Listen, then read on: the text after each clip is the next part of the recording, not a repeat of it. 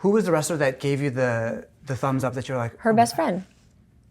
My best friend? Who's your best friend? Who's my The Rock, you know. Oh, The Rock! Okay, yeah. Your best friend. Yeah, everyone knows that's your best friend. I was like, me? When did I say him? Who's my best friend wrestling? Oh my God. That's amazing. Yeah. He was the one from the very beginning, and he goes, you could be the female Rock. I absolutely love this film. Get into that. We're giving it wrestling. Hello. Hey, made it. We're We're going.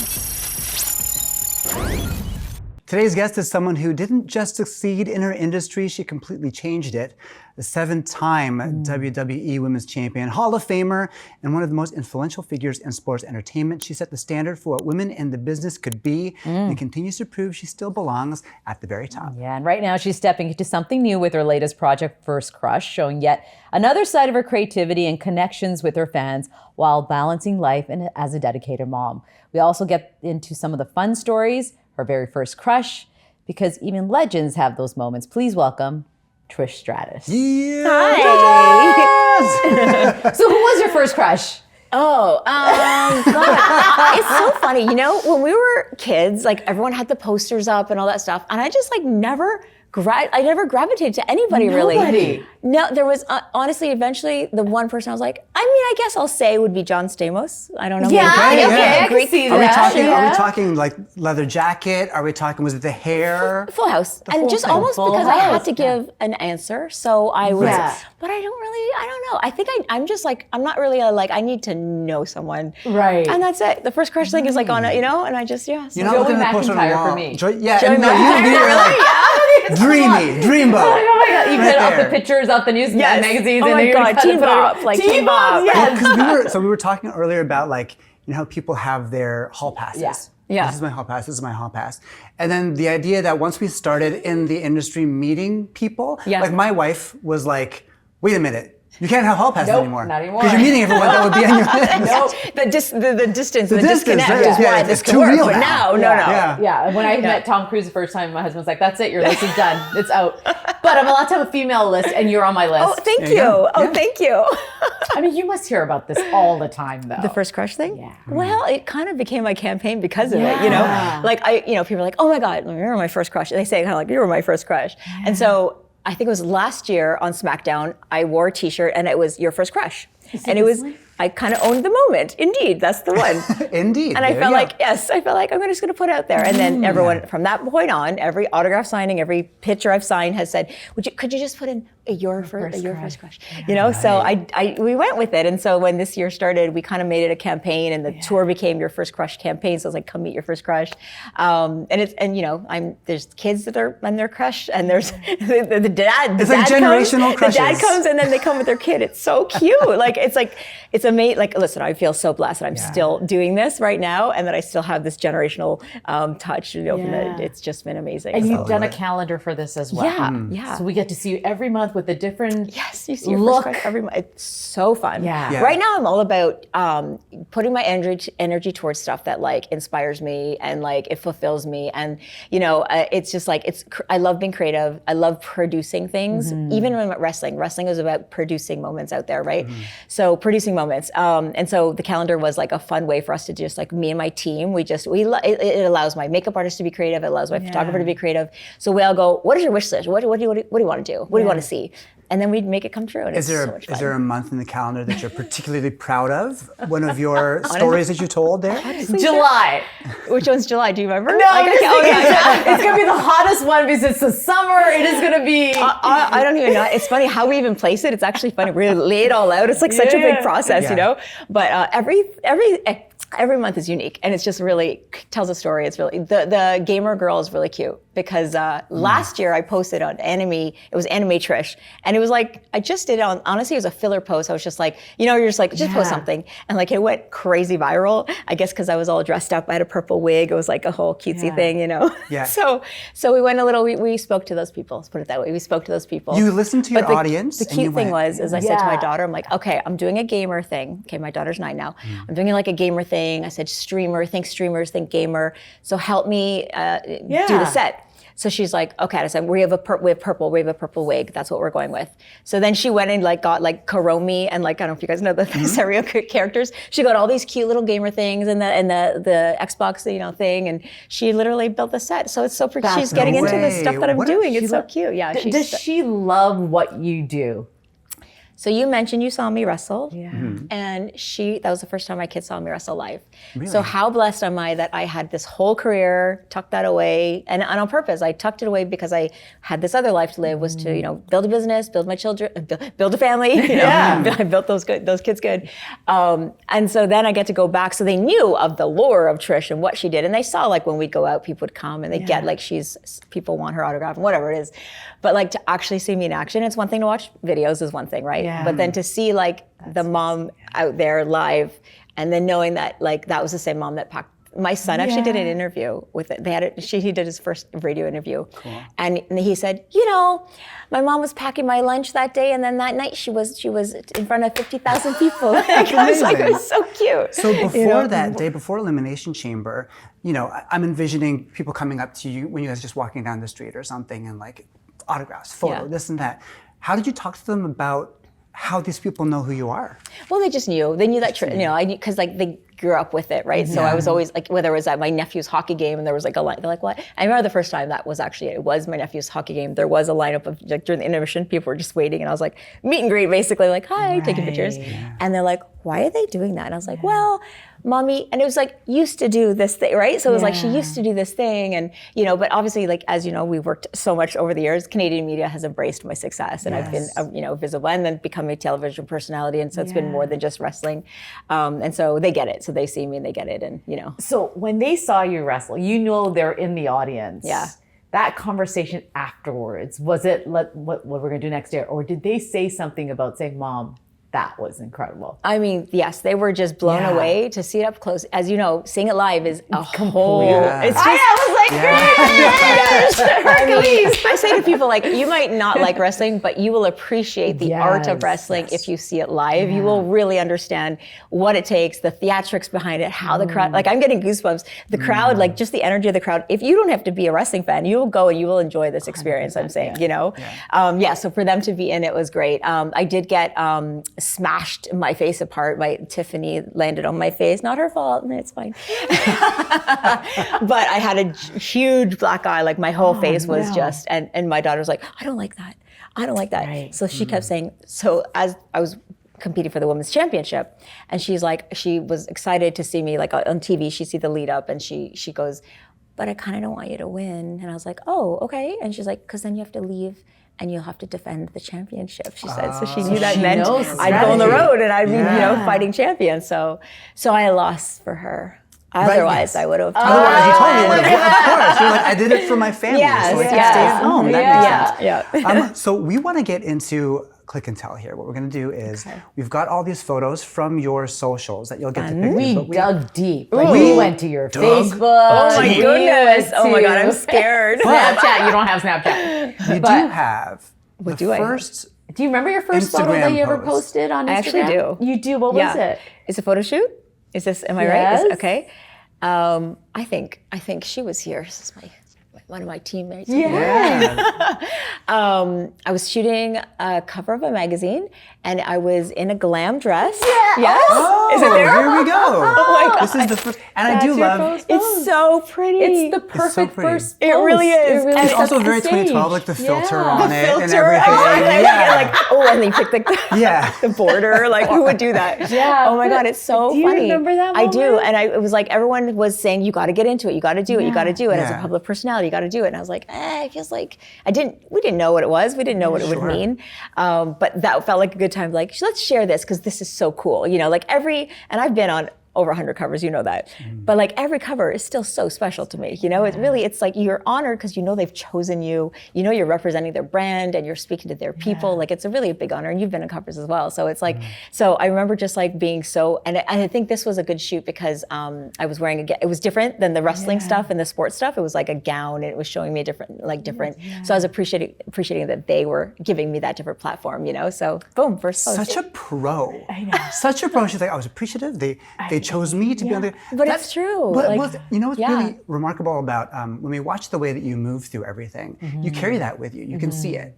Like this professionalism and the gratitude for where you are. Oh. Like sometimes we watch people at the top of their game and you go, they know they're at the top. And I don't know. Yeah. You knew you were at the top, but you always were ready to be like, here's my hand, we're coming up together. Yeah. And it's really lovely to see. Yeah. I wonder if it's like the wrestling mentality, Yeah, you know, because it must be, we are like, we know it takes two to tango. We know that I'm out there, like I might be the star, for example, but it's gonna be because this person's making my move look great. And we know that this producer's capturing that, you know, that the emotion in my face. And so it's really a team effort. And I think a lot of the times, even when I do outside work, whether it's television, movies, commercials, that world is like, whoa, you guys are so like they're like, you guys are so nice. And I'm like, I talk to everyone on set, but like I thought, how's that not normal? First of all, normal, yeah, like, yeah, that yeah. never happened. Like, why? Yeah. Why does that not normally happen? That's insane to me. So I did get that on sets where people are like, yeah, no, the star usually does it. I'm like, that's wild to me. So we're just people. I had to tell you, when I went through your social media, I was a little bit emotional because you can see the chapters in your life kind of evolve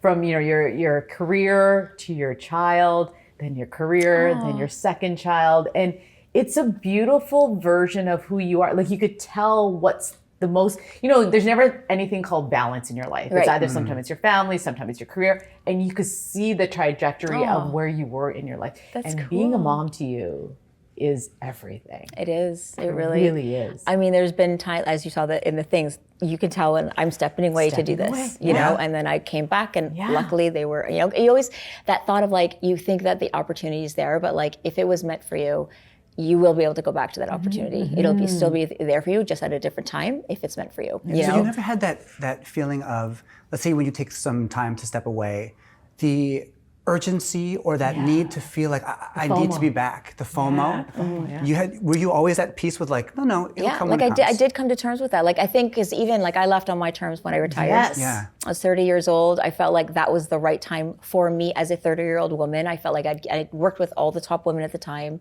My mom was diagnosed with cancer at the time as well, and I knew it was just like choose. What do you want to do right now? You're going to go on the road and like hopefully do a couple chemo appointments, or are you going to be with your mom while she's going through this? Of course, I'm going to be with my mom, and it was like very clear the decision was there. But no, and then I got to, I mean, sure, there was a time where I didn't know what was going to be next. I thought that I didn't know I was going to end up in entertainment for 25 years, and back in the ring 25 years later. No way, especially when I retired. I didn't think I'd be back in the ring 25 years later, or 20 years later. So, I just think, you just have to be confident in your decisions and know that like this is right for this moment and forget this part. You got to really think what is right for this moment right now. It's such a lesson in life because I do feel FOMO once in a while. Like if I don't say yes to this, I'm going to miss out. Right. But the idea, you're right. If something is for you, it's going to be there. It will be there. It will be there. Like you'll be like, oh, I'll grab that now. Like even a little red carpet thing. You're like, oh, it's so important. But there'll be another red carpet thing for you. You know what I mean? So when it was time, like when you got the call to come back, did that make it all the more special because you hadn't been sitting there going, how come they're calling me? I need to get back in the ring, that kind of thing. Yeah, and it was a slow like way in. Like I guess it was like, they had a couple guest spots here and there. Like John Cena was in Toronto and there was a surprise mystery partner. This was like 2 years after I retired. So like he plucked me out of retirement. He was like, can you do this, be my partner for this? And I was like, the fans went nuts. So that was cool to see. I'm like, oh, and I was like, they remember me from 2 years ago, right? Sure. Right? Yeah. Meanwhile, they still got your poster on the wall. They're like, when is she coming back? Here's the thing, I don't know, because you're in this, it was like 300 days of the year you're on the road. And so you're in this grind and you don't really realize what you're creating. You don't really see the impact that you're doing. Right. You do see autograph signings, you talk to people, but it was like, I would say 2018, they had the first ever all women's Royal Rumble. And they called me and they're like, you have to be a part of this. It's historic. We need to have you back. It's, whatever. And I was like, yeah, I'm gonna just check my schedule. And meanwhile, I'm like, I've had 2 kids. I haven't wrestled in 11 years. And I was like, do they remember me? And also, so before I said yes, this is the control freak in me. I'm like, yes, I will check and see if I can make this work. Thank you for the opportunity. I went right to my ring. I was like, let me just hit my greatest moves. I'm like, oh, okay. Yeah. Because I will not go back and be crappy. Okay. Yeah. You know what I mean? No, you Like gotta- I've always said, I'm not going to go back and give you a cool 60. Yeah. I'm going to give you 100%. You know what I mean? And if I love can't give that. it, it's maybe not the time to go back. Oh That's the my thing. You know what I gosh. mean? So I Love went that. back, kicked some butt in the ring, and I went back. You kick a butt every time. Like even Yes. walking in here, you kick butt. Thank you. Thank you. So we're going to start with pick any photo you like. Oh my gosh, and okay. We can't wait to hear the story behind it. Oh my God, this is so exciting. Yeah. Okay. I mean, you're very good at remembering what I photos know. she posted. So, Oh. what is it? Okay. Oh, Children. good start. Children. Speaking of. Yeah. Okay, what is there to say about this? Just that I love these guys. And like, you know, when you're posting, it's like, oh, make sure you promote the this. And it's like, you know, it's a little glimpse of life. This is why you even see her from me. I've been doing this for like a couple days. So I just kind of throw that in there, which kind of means it's kind of like my do not disturb sign. When you see this post, I'll be back when I'm back. Okay, you know? yeah. You know, raising them, and we all have kids, Yes. right? You know, my daughter's 19, yours are I what can't now? believe I it. know. Yeah, 9 and 12 for mine. 9 and 12. Yeah. You know, the things I always try to feel is what my mom instilled in me that I've passed on to my kids. What's that for you that you feel is something you've taken on? Well, I think it's that's your job. You are blessed to be given this opportunity to have children, and that is your job. So that is priority over everything, no matter what, you know. And so I feel lucky that I was able to, and you know, I got to do my career before I had kids. All right, I started late. I've got a 9 and 12-year-old at this age, right? So I got to have this amazing career. I got to open up businesses and do that side of things, explore television projects. So I really had a robust, you know, a lot of people feel like, you know, they have their kids and they didn't get to find themselves. Yeah. I found myself. I was ready when it was time to have babies, and it wasn't never pressure from my parents as well. It was always like, when you're ready. And then had the kids at the right time. I feel like we were, you know, I had my business was in place, everything was good, you know. Got to raise them, and then they're, you know, between 9, I guess Max was 9 when I got the first call to go back, and I was able to go back and feel okay about it and be like, leave them for a little bit, and they were okay with me going away and kind of getting back into the spotlight of things. But it has, you know, that's my job, and Mom was always like, that is your job, that is your job, you know, and so you chose it, you know. Have you seen any signs from them about them maybe enjoying the spotlight, them kind of wanting to find a career in anything that Mom does? No, not at all. No. My kids too. Like, yeah, not at all. No. Honestly, Max is like, he's musically inclined. He just has a whole different thing. So even to watch wrestling, he doesn't really care about it too much. Of course, he's gonna watch for me. Maddie got more into it, but then she was like, okay, but she's like, I was like, do you want to be a wrestler? Because she was like going, wait, did he betray him? And then, or she said, she's like work out storylines in her head, or she tasted to me, Mom, when Tiffany went up to the top, you should have just rolled. Why didn't you just roll? And I was like, I mean, yeah, that's pretty logical. And she's also picking out your podcast. I mean, not your podcast, but your social media as well. Like she's always like, do this, do she's that. doing the things. Yeah, she's to get me on the trends. Yeah. But the one thing I go, do you want to be a wrestler? And she goes, I do, but I don't want to get hurt. I'm like, okay, well then it's not for you. So she doesn't want to get hurt. When my kids were, by the time they were 3 and 4, I was like, we're doing RKOs, we're doing stunners, Oh my gosh, we're doing the yeah. whole deal. Yeah. That's just for fun, right? But my kids didn't Like watch dad it. They didn't kids grow up in that. They weren't those kids. There were those kids that are crazy about it, right? But they just weren't. I guess because I kept maybe a little separation from it. Yeah. You know. But no, there was a moment where she was looking. She does her promo pretty good, though. I got to say. I bet. I I love bet. All right, let's do another one. Okay. Oh, my bestie. Let's get into this. Yes, this was so cool. This is exactly what we're talking about, is the comeback of it all. Yeah. So me and Lita were rivals back in the day and best friends, obviously.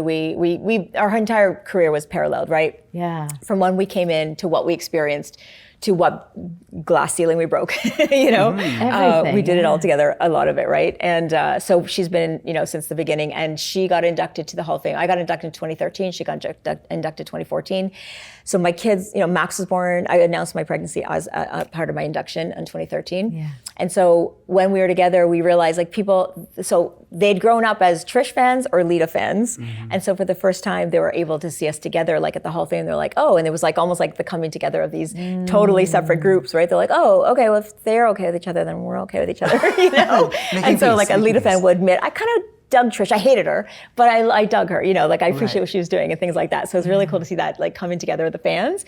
And then we started the Team Bestie tour and we did an autograph. So we started doing autograph signings together. And that was a big novelty for the fans. It allowed us to, you know, just disconnect from things and get back into the world. And it was actually around that time that that and then the 2018 Royal Rumble. That's when I really got a chance to like talk to other people who now are fans of these wrestlers. But then you realize, did you know she was influenced by you? Do you know that she said you were the one who got her into this? So you don't know. Like I said, you don't know what you create behind you until you talk to people that like say, oh, by the way, when I saw that match, I knew I wanted to become a wrestler. And like I know you've spoken to a lot of wrestlers as well, right? Yeah. Like someone like Natty Neidhart, someone like her is like she lives. Bret Hart's her uncle. She's her Owen and Bret and her dad. That's what they do. They're wrestlers. So she knew she was going to be a wrestler. She's like, I didn't really see myself in it until I saw you doing your thing, and I was like, okay, I can do that. And it's really cool. So that's when we got out there and started realizing like, oh, we kind of made a little impact. But there's something really unique about the connection you two have because nobody else will do. Again, in history, what you guys did in the industry. Like it's you and Lita, you and Amy, you and Lita, who broke the glass ceiling for everybody else. Yeah, I know. That's so cool. Yeah. It's really cool. Like you set that trend. Like, I know. Like even when kids now it's like when I grew up wanting to be a wrestler, there was no vocation back in the day, So and this picture in particular is cool because we did this. We recreated a famous. It was from a magazine in like 2006, I think, or 2004, I think it was. Yeah. So we recreated it, and it was kind of cool that we fans went crazy with it, and and we celebrated our 20th anniversary of the main event match. That was the first time women main evented Raw. Yeah. What's the conversations you have in the locker room at WWE? Like, what is happening ahead of you guys going into the ring? Tell me, like, what is the mindset? Like, I want to learn like more a prep before we go into that. What is it? Well, it's a really cool thing because you do end up so close with that person. Not only are you giving you're trusting, you're giving your body to this person, you are creating a moment together. You're both contributing in different ways, but together collectively you're telling the story. And it's really like the people I've worked with, I end up becoming so close with them. Like these girls, and actually I'm doing something with Vegas, which we'll talk about, but I brought in some of my old girls that I worked with.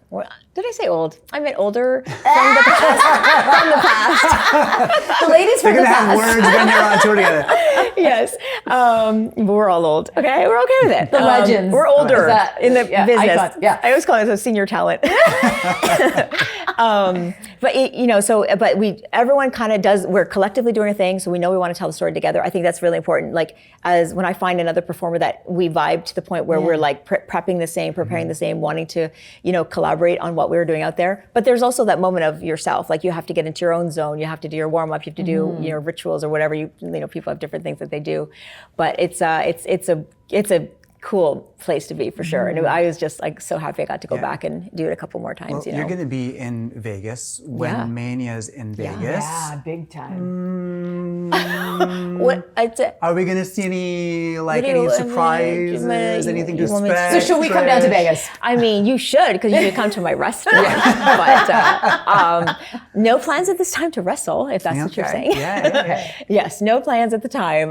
But I'm doing this amazing takeover thing. It's so fun. Right. This restaurant in Mandalay Bay called Flanker came and approached me and said, we have the fans, the Allegiant Stadium's literally right there. Yeah. And they're like, we want to do like a Trish takeover. And I was like, you don't say.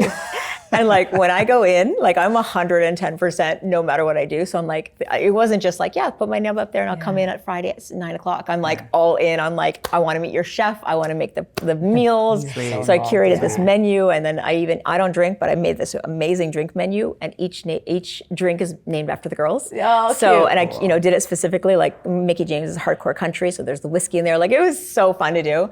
So that was a really fun creative outlet for me to do, and then it gets me like right in there with the fans. So we hope that this is like the hub for fans to come and just like come pre-show, after show, during the show, watch parties, all that. And of course I have my meet and greets, and I'm bringing in my girls. And when I say the old girls, I mean the girls from, we call it the golden era because it was such a special time, as you know, like the back then was like, it was a changing of the guard. It was like, well, you used to see us just walk the guys down, but now we're gonna come down, we're gonna actually beat their butt as well, and it took a long time to re-educate the fans to be like, they expected only certain something from the women, right? Yeah. So like instead of hair pulls, we're gonna do slaps. We're gonna do punches. We're gonna do real moves instead of like the cat fighting that you're used to, right? What was the feeling like when you could tell there was a sea change, when there was conversation about we're actually gonna go in there and we're going to show them what we can do in the ring. Well, I trained at a gym with all boys. It was like I was like, just treat me like the guys. I don't want to, like, don't treat me like the girl of the roster. I want to be like, that's how I trained. And so I knew I was capable of doing things, but I recognized that the landscape I was entering was not there, and it was not that at all. And so I accepted the role of eye candy. This is what I need to do to get in. I always felt, and even in my fitness days, I knew that I was getting in because I was a bombshell in a bikini. It was bombshell in the thank you, But I knew that like once I had your attention, I could then, use your platform, use my platform, use my words, etc. And that's when, even back in the day with fitness modeling, yes, I was doing the fitness modeling, but once I got in, I got people's attention, I could then do these fitness seminars and things like that where I was doing actually good work, So we all knew we were capable, but it wasn't the landscape. So we adjusted and we adapted and we did what we had to do. And then we kind of just decided, it was actually an agent who was working with us, and he was like, we were like, let's just do this under the radar. So like, we're still going out and having fights, but we might do a few punches in front instead of the slaps that you're used to seeing. And there was a chant back in the day. Do you know it? The chant they used to get is when the women came out? What was it? Okay. We want puppies. Oh, and it wasn't cute puppies. Right. And that's literally, we would wrestle our butts off and have this chanting. We want it's insane to think of, like, especially 2026. Yeah. Like, that's what we dealt with, and we're like, it's fine. But there was a point where we went out and wrestled, and they did not chant that anymore. And so first we're like, okay, we knew we had them, and we had to obviously I made it a mission at one point. I was like, we need to change the preconceived notion of what a female can do in a ring, not just WWE, in a ring, because we knew we were capable of doing with the guys. We knew we could tell the stories. We just, they weren't ready for it. They weren't ready for it. So we slowly started to just have these solid matches. And it was like, people we were like, they didn't notice us, right? And then I remember a turning point was I was working with a female named Jazz, and she whooped my butt. You remember Jazz? Yep. She was fierce. Yeah. And so we had some pretty next level matches. Yeah, you remember? Yeah, I'm a wrestling fan too. She did. She was crazy. And Victoria was we went hardcore. Yeah. We did it was the first time a female took we took a chair shot, and it was so controversial. But we knew we had to do these little things to start putting in the idea that the women could be seen like this. And so I remember Vince pulled me aside and he said, so they would have these live events. They're not televised, but they're live events at these. They call them house shows, and they would pull the first couple rows of your favorite matches, and they said that we were being ranked right up there, 1 and 2. People were putting, and so they were just said, keep up the work. He said, so he kind of gave me the nod, recognizing that you guys are being noticed, and then we just suddenly, as we produced out there, and then the fans, once they were ready to take that in, because we were called the popcorn break, washroom break, we want puppies, that's what they want. When the women do their thing, whatever, right? Yeah. Then it was no, I want to watch this match. I want to see the storyline. And then so it went from delivering really great matches, hardcore matches, and then Mickie James came along, and her and I had serious, we were looking at stories, single white female. We took that story and turned it into a storyline. And we had a plot, and there was story arcs, and it was intense, and it was months of stories, which was unusual at the time for women especially, but also for storylines that go along is also rare. But then we were also, they would culminate to the match in the ring, right? Yeah. So WrestleMania 22 was the culmination of all of it, and the fans went mental for it, and it was really great. Was that your we have arrived moment? Yeah. Was that your There is a couple, but that's for sure one of them, because to have the Allstate Arena coming for us like that, it just was unheard of for the females. Crazy. So yeah, it's pretty great. When did you feel respected as a wrestler? From the fans, or from, because there was different levels, right? When did you feel it, you personally? I couldn't own that I was a wrestler for a long time. It was weird. It was because the guys were used to us not being the show, and are getting the spotlight in the pay-per-view matches, and they're the card.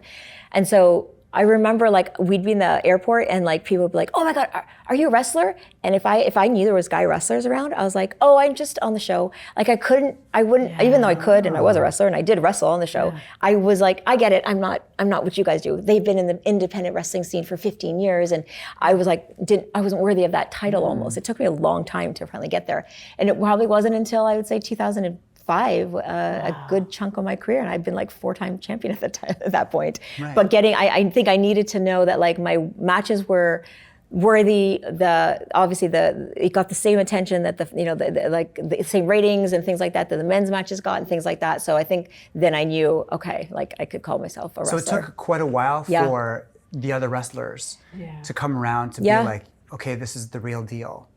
For the wrestlers, for sure. Who was it that, for you, who was the wrestler that gave you the thumbs up that you're like, her best friend. My best friend? Who's your best friend? Who's the Rock, you know. Oh, The Rock! Okay, yeah. Your best friend. Everyone knows that's your best friend. I was like, me? When did I say him? I'm like, who's my best friend wrestling? Oh my God. Like Chelsea Green. No, that's amazing. Yeah. He was the one from the very beginning, and he goes, you could be the female Rock. And I was like, okay, yes, I like that. So he'd help me with my promos. And it was important to know, promos were key. That's what sets you apart. Anyone can kind of learn to wrestle, but the promos and entertaining and holding a crowd like that is everything.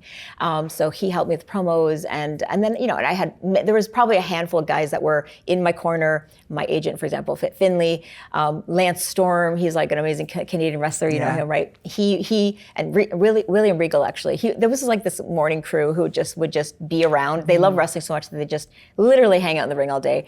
And I would just be like, okay, I have this idea I saw it on Mortal Kombat. I'm wondering if maybe I could do this thing. And they're like, let's try it. So they let me try things. And when they saw how willing I was to try, that's the in the corner. Thanks for knowing that. Look at you. Yeah, I know. What is this? Well, because I played Mortal Kombat and I watched her wrestle. Yes, so I'll put you. I'd have you seated on the top turnbuckle, Yeah. and then I'm going to do a handstand on the bottom ropes and come up with my legs and grab your neck and toss you aside. Can we do that right now? Yeah, Sounds fun. We'll do some downward dogs If we first. had a and then warm it turnbuckle up. situation, of course I'd do that with you. If you guys had a ring over there, I would definitely do that too. There is a space I could take you. I would love to wrestle. But when you talk about the females aspect, you said the golden era.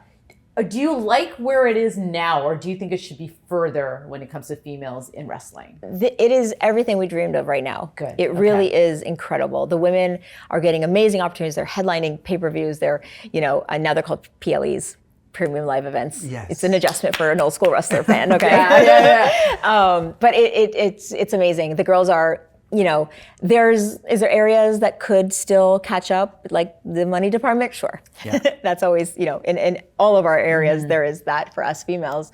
But I mean, honestly, what they're doing, we got little hints of it and we got a little taste of it here and there. We got the main event match one time in my entire career while I was active. Now they're doing it. It's normal to have a woman close the show, absolutely, or even a pay-per-view be a main event in the pay-per-view. And they were WrestleMania main event years ago. So and to get that reaction across the board, whether it's the guys or the girls, is from the audience perspective. When you're in there, you feel that it's. I mean, it's not even. It's not even, but you feel at least for a long-time wrestling fan who was always I want to see everyone perform.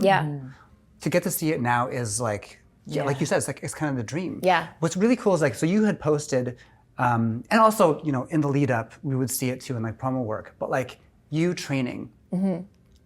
I was always wondering from you if, because of the style that they wrestle now, if that felt to you yes, we can take out all the stops. If this felt like opportunities for you when you came back and you did your match with Becky and you did your match with Tiffy.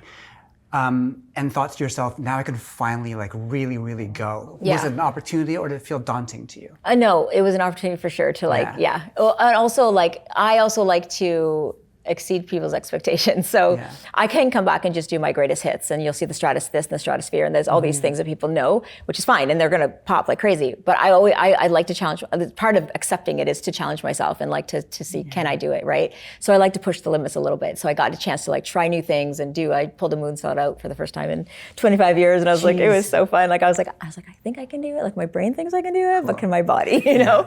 And she did it. So that was fun to be able to do that. And also to mix up in the different styles. I had the steel cage match with Becky, and that was men's territory. You would be crazy if you said out loud ooh, could the women they'd be like, stop, you're silly, so to go back and that's what I wanted to do, was go back and do things that I was not able to do. So the fact that I could do a cage match, something I was not even a possibility back in the day, it's empowering to be able to do that. Now we can do this. It is an option now. And character work just came back, and just to have some fun with character work was fun for me to explore that. What do you love about wrestling? There's so many different elements. What is that thing for you that makes you just grab on? I think, lately it has been the challenge of like, can I still do this? Will I be able to challenge? You're all about challenging yourself all the time.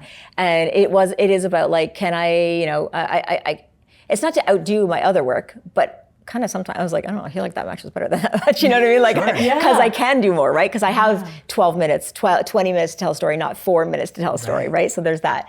But I just love, what I'm drawn to this business is the combination of being theatrical and sports at the same time. It's like a dream. I played sports my whole life as kids, and to be able to combine, I did theater work, and to be able to combine it and just be that robust personality that I was as a kid was a dream, We also storylines. I was talking to Carlos about this. I know we have to go on the next one, but there's so many different storylines. Yeah. Was there one that you did not like?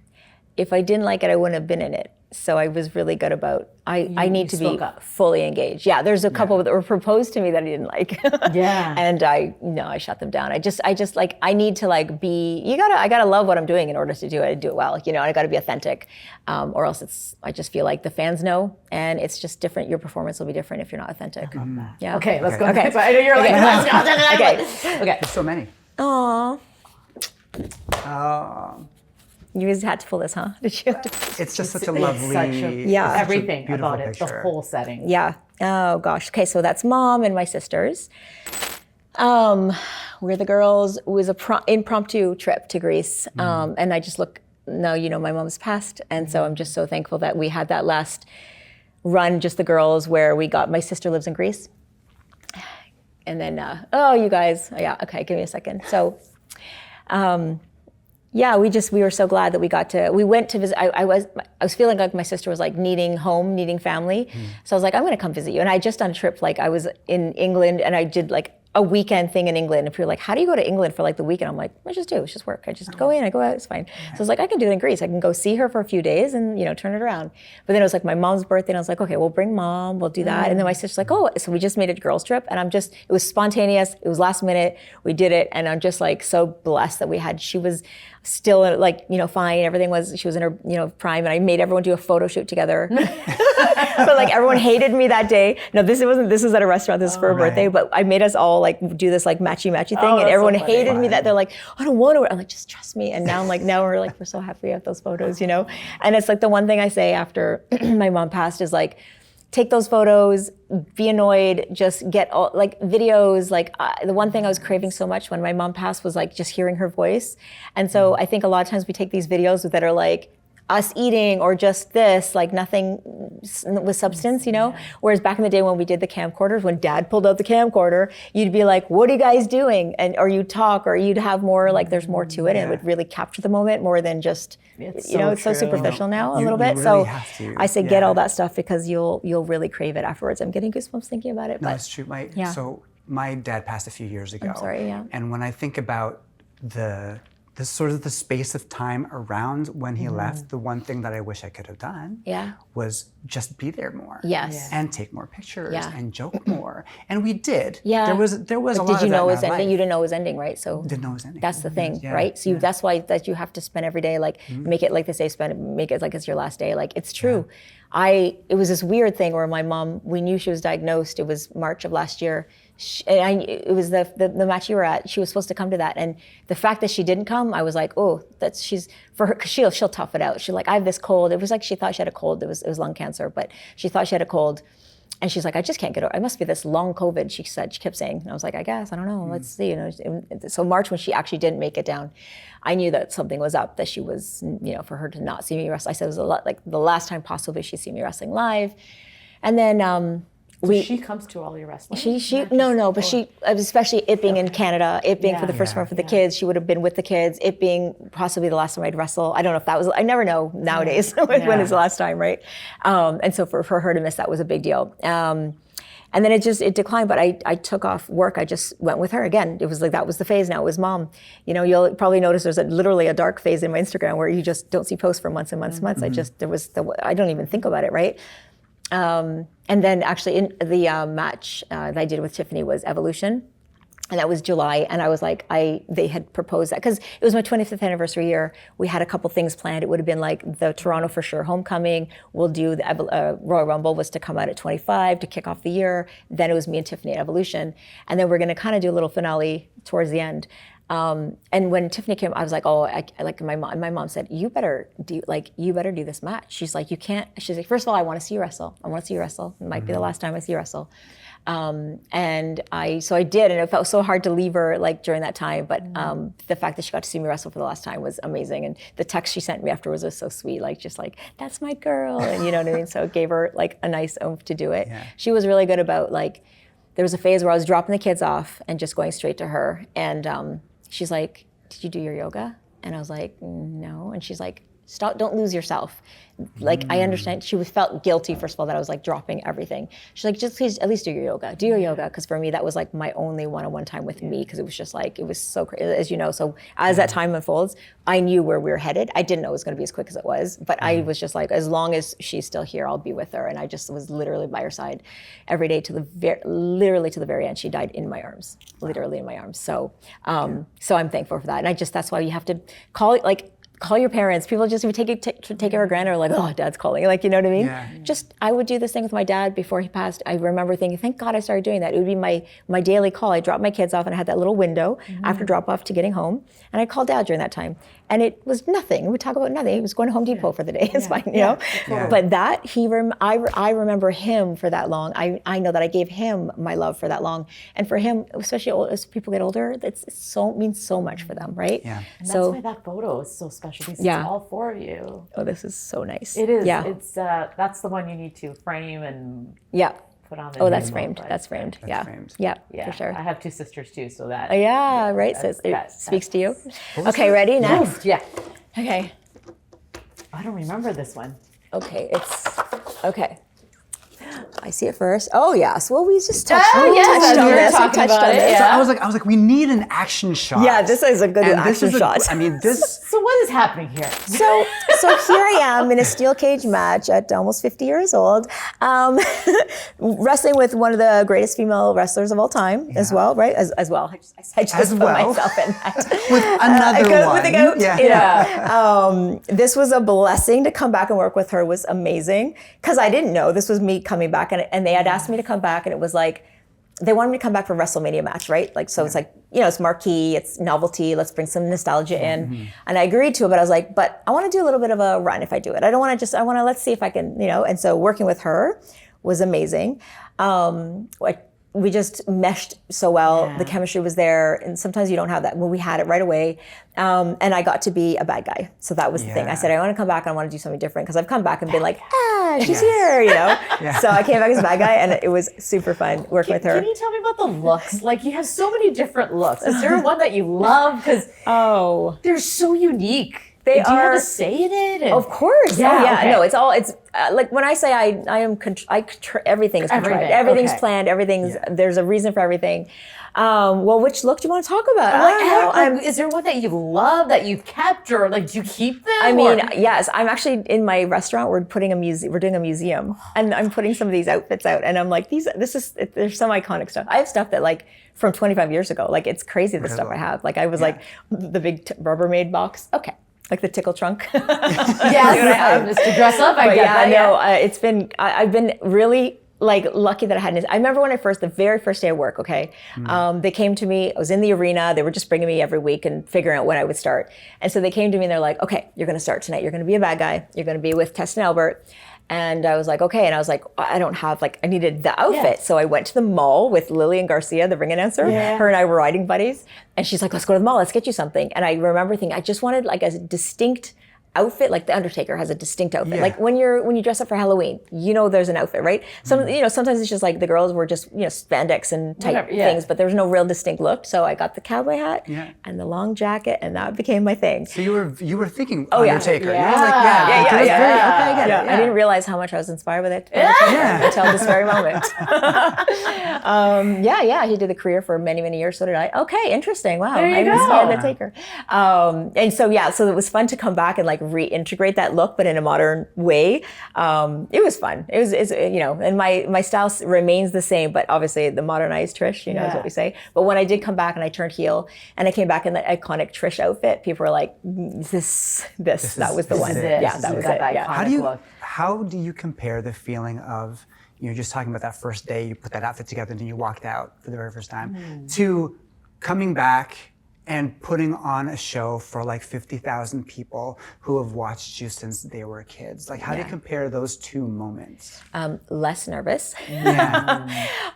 It is such a at-home feeling for me. Like, as nervous as I am, and there's feelings, of course, there's butterflies, and like, oh my God, and like, could I do it? There's moments where I remember thinking when I went back, I was like, if I suck, I could like ruin my whole legacy. Like this could be bad, you know? Like we've seen that. People have come back and just stayed a little too long. Who?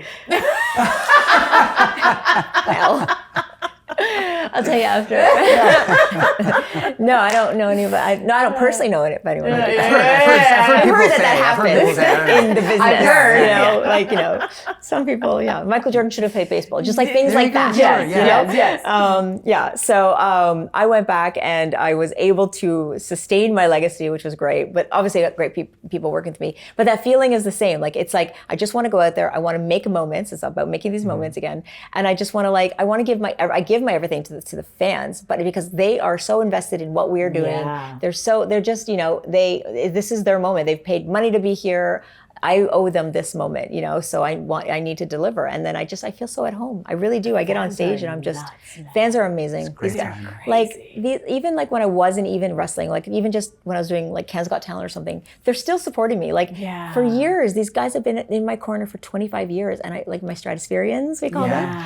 They're just amazing. They come out to all, when I was Second City, I did it has nothing to do with wrestling, and they came and supported me. Like, it's pretty wild. And these autograph signings, like they just, I'm a piece of their childhood, which I'm honored to be a part of. Like I said, it's generational now, where like the dad's like, oh, I grew up watching you. Now my son or my daughter's growing up watching you, and to see how it's impacting their lives, it's pretty remarkable. What's really amazing is like, you've been able to make this be a part of your story, but not your whole story.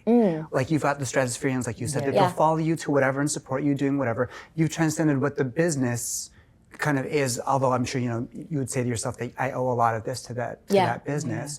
You are like Trish Stratus, not just Trish Stratus that did this one thing. Right? Someone mentioned, they said, it's like, they're like, wait, how long did you wrestle? And I was like, well, it was like about 6-7 years, right? Yeah. 6, 7, you got By kids. the time this airs, it's going to be really, I can't do it without. Like, and my kids are gonna be, Yeah. that is cringe now, because now it's cringe to do it, right? Before you were like, Wow, the cool, I was called Yeah. Sigma Mom. Now it's like, you can't, these words are like not cool anymore. But I lost my thought. What was I saying? Someone asked you how long you did it for. Yes. Okay. So it's really a blip in my life, right? If you think about it. So in a weird way, I've only did it like wrestling intensely for 6-7 years, but yet for 25 years, it's been part of my life. You know what I mean? So and I have done autograph signings for that same fan base, and created products for them and spoken to them. And so it's like, it's a 25-year career in the business, but not wrestling steady. So it's interesting. But then, I've had the chance, you've seen me do other things. I've gone off and done amazing opportunities like Canada's Got Talent and movies, and it's, it's helped me do a lot. And yoga, like that's the heart of so much yoga. Yoga is the heart of me. Yeah, it's the heart of you. Yeah. It's honestly how, people are like, how do you keep doing it? I'm like, it's yoga. And it's funny because there's a deeper answer when like someone's like, I want to get into wrestling. What should I do? Do you have any advice for me? And I've always done like the, stay true to yourself, be authentic, and there's stuff with your character. Like I've done that, but I'm also like, but also do yoga. If you want to wrestle for 25 years. Yeah. And do yoga. It's a huge part of how I keep going. Meditation, does that all kind of center you, I guess? I mean, you've gone through a lot. Yes. I mean, from when I first found it, it was definitely to just take care of an injury. I had a herniated disc in my back, and it was just degenerative disc damage, which happens in our business. And so I was faced with having to do surgery, and I didn't want to. So I found yoga, and I immediately felt like, oh, I think this is helping the pain, and like headaches are going away. Like the things that I was experiencing on a daily that I was just used to doing, which was not acceptable. You should not ever have headaches every day. It just started to be alleviated. So I found it because I'm like, okay, this will help me get back in the ring. But then I realized it affected me on so many different levels. So then when I went back to this 300-day-a-year frenetic pace of wrestling, suddenly it wasn't as crazy. It was more manageable. And it was like, also I would see it differently. I'm like, holy, I'm in Memphis. Let me go to Graceland. As opposed to like airports, arena, hotel, home, train. And I was like, wait, you have this gift. You're like traveling the world. You're meeting people from around the world. Like go and see the places, see where you are. Don't be, Boston's not the same as Texas. You know what I mean? Like go ahead and actually see the stuff. Like, the arenas. We need to meditate together because that's... Yes, I would love that. I mean, so I feel like, and then I opened my yoga studios, because I was like, what's the secret? I'm like, it's actually yoga. If you guys do 90 minutes a day, you will have this. I'm going to second the whole thing about her going and doing meditation with you. Yeah. Because I've been in a car with her driving on the Gardener. Okay. And I know how much she needs it. So I need to please zen her. take I need to zen her with you. out. Yes, take her Zen with me you. out. But see, A little bit this, we whatever both you have the need. same high energy, right? Like we've always we're like freaking frack together. But like we do. People who vibrate at a certain frequency, there's just I'm always That's at that what's level. surprising for me that it's still you. So because I know that if I don't take that still, that'll burn you out. You can't keep going forever. Like I'm a little bit older than you, girl, but so I've been vibrating for longer. So like you need to. So it's like it was always, even when I opened my studio, I remember saying like, you're like, how do you do it all? Yeah. I do this thing. It's yoga. It's this one-on-one time with yourself, your moment to disconnect, your moment to set your intention. It's really like just shut everything down. It's like when you see those phases in my Instagram, I'm shutting it down, being with me for this 90 minutes, that's it, hour to 90 minutes, and then you're going to be able to tackle it all. You're impressive. You know? Smart. Okay, last one. Okay, I'm What was the excited. last one? I can't remember. I know the last one. Your best friend. My best friend. Oh, this one. The boys. You've worked with all of them. I have, yeah. And you have gone on to do a lot more. We just talked about Yeah, life everything you've done, yeah. outside. And so have these guys. And is what so you're have saying. these Yeah. guys. So between the three of them, if you're sitting down to watch a movie, Yeah. whose movie are you picking? Who do you think is the best Oh. actor among the three of these guys? Best actor. Yeah. Wow. Yeah, we're going in. We're going I'm in. not going to talk about my better friends pick my behind best their friend, back. I'm just saying. Okay. I'm I not. All of them are doing excellent They outside of the sphere of wrestling. It is wonderful to see everyone, like, as everyone exited the scene and like started to dabble outside of wrestling. It was so great to see people hitting success, you know, and like being able to make it out, because you know you're more than just a wrestler, right? But the thing is too about wrestlers, right? We are quite a unique thing. You know, the fact that we can do what we do, it's improv, it's thinking on your feet, it's moving, it's looking good while you're getting your ass kicked. You know what I mean? Like, it's so much. So I'm not surprised to see it translate, but I was happy to see that they were able to, and the world embraced that as well. So kudos to all of them, Look at that. the boys. Yeah, which And one I'm always part of the Without showing boys. the Yeah. film, which one thing do you think is the most successful? Well, come on. Come on. You changed the question immediately. You're like, no, hold on a second. You're like, Which one do you think? Yeah. But you know, looking at all of this and you know, kind of bringing the memories back for you, have you had a chance to kind of just sit back and reflect on how incredible it's been for you? Not really. I haven't. It takes things like these autograph signings for someone to say things to me that I'm like, oh my God, yeah, you know? I think honestly, a few times there's been a couple of retrospective moments when I got inducted to the Hall of Fame, because that's a chance for, like, I remember when I got inducted to WWE Hall of Fame, it was 2013. And I remember I was like, does it feel too soon? Like I felt young, I was young for sure, but also it just felt like, should I have done more? But I realized, that made me think, we did a lot. Like we made huge strides in that short amount of time. I mean, me and Rock talk about it all the time.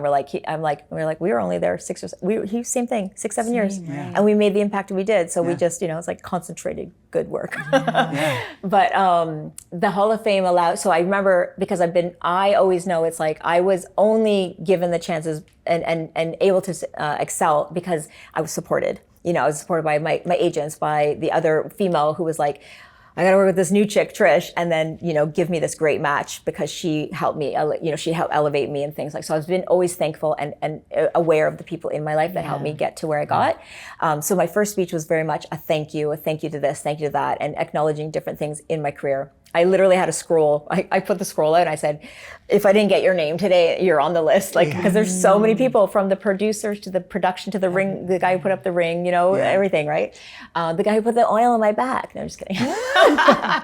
But Lucky guy. So many jobs. Yeah. It's a All job, the guys. jobs. It's a real job. Yeah, That's, it's a that's job. what they told me anyway. Wait a second.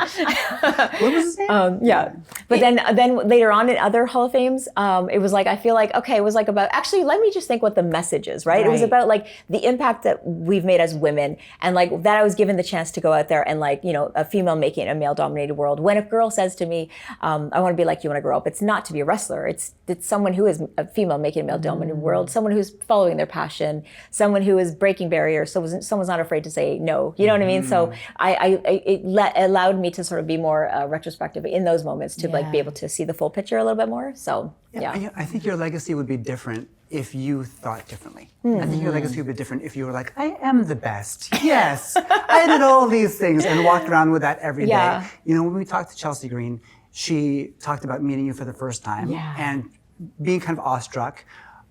But she brought up that it was everything I wanted it to be in the moment in meeting you. And I think that is kind of what you were talking about here. If you sit down and you reflect and you go, I did this for everybody, it would come across differently for anyone that you encountered and for your Stratuspherians who follow you. So yeah, I think I love the way that you carry it. Ah, thank you. This is if you were to write a book about your life, what would the title be? Oh gosh, something with Stratus, of course. Into the stratosphere. I don't know. There may be some dabbling on some pages currently happening. It's time. It takes time for sure. I don't know. I feel like I'm one of those. It will tell its like once the story is being told. I think I'll just literally close my eyes and I feel like it's going to pop into my mind what it's going to be. Yeah, I feel like that happens with a lot of time. It should just be legend. It's just legend. You'll be in street pose and you'll be like, there it is. And you'll just start. 100% though, that does. When I still my mind, this is why sometimes my best work is done between 2 and 4 a.m. sometimes because everything's still and I'm like, I see it, I got it, I'm working, and that's when it comes, so I'll let you know. Nice. Okay. When is the book coming out? Well, I'll let you know. 2028. We'll come back and talk about it. You've seen my schedule lately, okay? Yeah. So we're just doing a quick fun quiz with you. Okay, I love it. Okay, ready? Yeah. Just whatever comes. Okay. Protein shake or protein bar? Shake. Early workout or late workout? Late workout. Yoga or weights? Yoga. Heels or sneakers? Sneakers. Stratisfaction or chick kick? Oh, both are very effective. Let's go chick kick. Hardest moment, your debut or your retirement match? Retirement match. Ladder match or cage match? Cage match. How much time do you spend on your phone? Too much. We used to do this thing where we would actually check how many hours you're God. on your phone. So It's embarrassing, right? Sometimes you're like, my phone's nowhere near me. I was looking at the weather though. Yeah. say the first thing that comes to your mind when I say these names. The Rock. Sangeeta's best friend. Stone Cold Steve Austin. A fellow Sagittarian. Oh. December 18th, same birthday. Bret Hitman Hart. Legend Canadian wrestler, and I pay tribute to him for my final match. So legendary, one of the most legendary Canadian wrestlers. Drake. Canadian. Austin Matthews. Legend. Stephanie McMahon. Pioneer. Christian and Edge. My Canadian besties. Justin Bieber. Had great hair. Good. And Trish Stratus. She's cool. She's cool. Ladies and gentlemen, she's cool. Trish Stratus. Name of the book. Yeah, I like that. Trish That's the Stratus. book. I She's love cool. it.